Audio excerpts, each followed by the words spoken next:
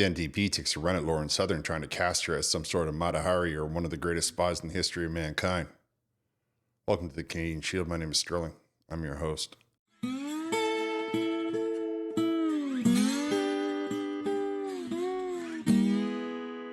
tenant media scandal has the far left getting all up and excited, thinking that they can distract and detract from the actual problems that Canadians are suffering through. So they called Lauren Southern to the committee, and she had an interaction with the NDP and kind of really put him in his place.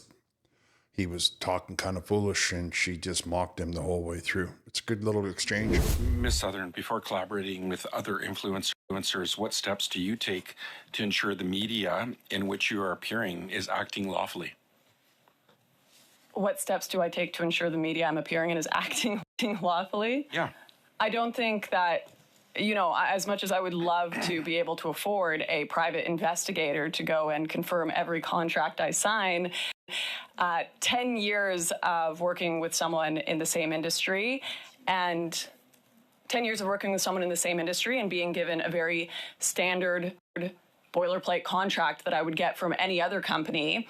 I've never had this happen before, and I think in retrospect it's easy to say that I should have done more investigation, but what investigation would you have done in my shoes? I think it's important to do due diligence, and you have significant following on social media platforms where misinformation can spread rapidly. How do you ensure that the content you share is not used by foreign entities to amplify narratives that undermine Canadian democracy or national security? Are you accusing me of spreading narratives that have undermined I'm just asking democracy? the question, just like, in terms of how do you ensure that the content you share is not used by foreign entities to amplify narratives that undermine Canadian democracy or national security? What measures do you take? I ensure that every contract I sign and have ever signed in media gives me full creative control of every single thing I say and publish.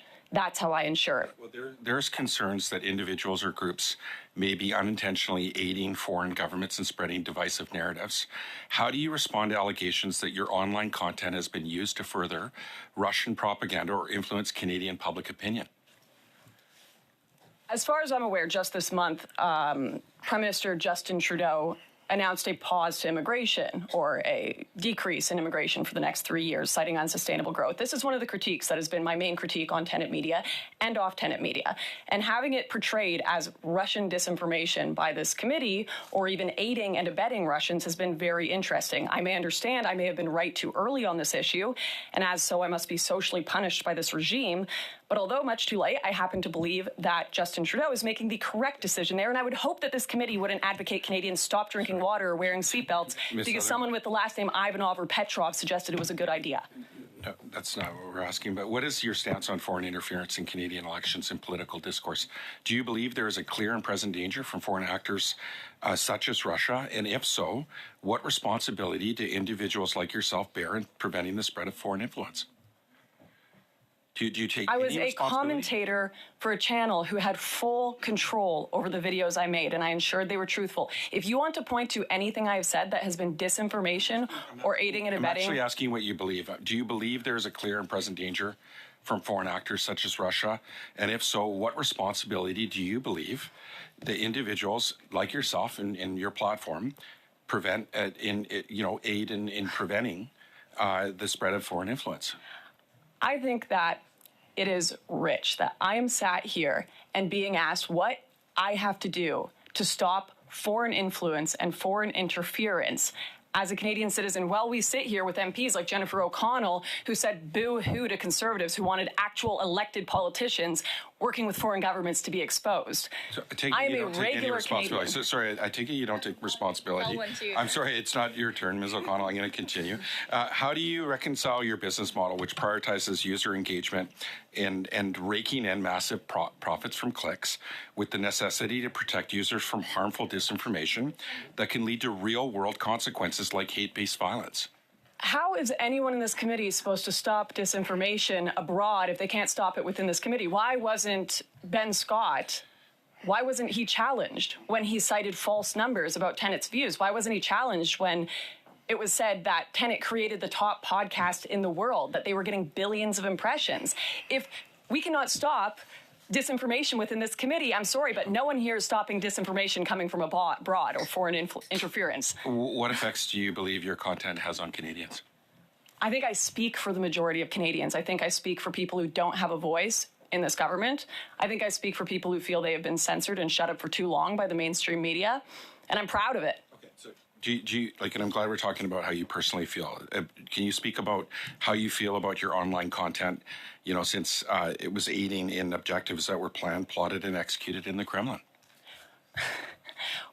Would you say that Justin Trudeau's reduction of immigration was aiding and abetting the Kremlin? Should he be pulled here because he had the same ideas that I had? I'm asking you, do you have any personal feelings that your online content was aiding in those objectives? I do not. Okay. I disagree with that. I think I have very normal opinions that were all coming from myself. No one told me to have my views. No one forced me to have my opinions. My opinions are based on living and growing up in this country. Okay. Have you ever been in direct or indirect contact with Russian government officials, organizations, or agents? I've spoken to RT before in the past. Okay. Before the war. So, you know, can you provide more information about the nature of these interactions, if any? Yeah, I believe I've done contributions to RT before, as many did pre-war, including Larry King, including Michael Moore. I think the only interview I ever did that even had anything to do with Canada was a brief interview on the trucker convoy, which was a live report on events happening around me. And I would have been just as willing to share that report with the CBC if they had asked me. Mr. Jones, that does conclude the first round. Quite clearly, Ms. Southern is capable of looking after herself and expressing her position with clarity and competence. I would have asked the NDP fellow, though, MP Johns, when he was trying to pin her down for how she gets her payments, does he clear with everybody that donates to his campaign? How does he back check on people that he's lobbying for? I mean, a politician should not be trying to cast aspersions on who gives them money when you consider all of the different groups of people that would be giving money, especially to the NDP. Otherwise, I'm going to wrap here. I want to thank you for listening. I'll talk to you next time.